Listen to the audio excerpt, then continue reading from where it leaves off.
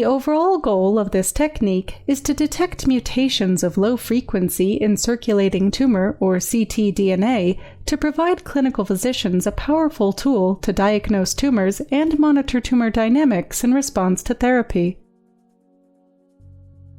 The method of testing CtDNA can help answer key questions about what kinds of mutations a patient carries, such as single nucleotide variation, insertion deletion, copy number variation, and structural variation.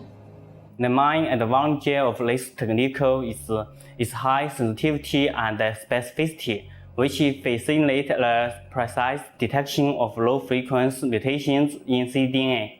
Demonstrating the procedures will be Yang Liang, a technician from my laboratory.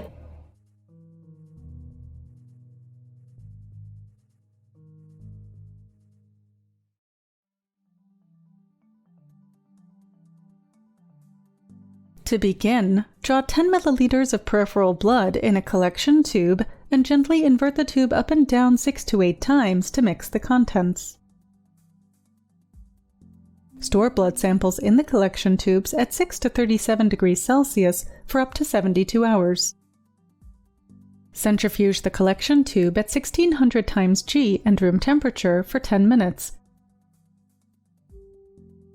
Then use a disposable pipette to transfer the supernatant or plasma from the tube to 4 clean 2 milliliter appropriately labeled centrifuge tubes without disturbing the pellet. Use a clean disposable pipette to transfer 1 milliliter of the cells to a 2 milliliter appropriately labeled centrifuge tube. Store the cells at -20 degrees Celsius.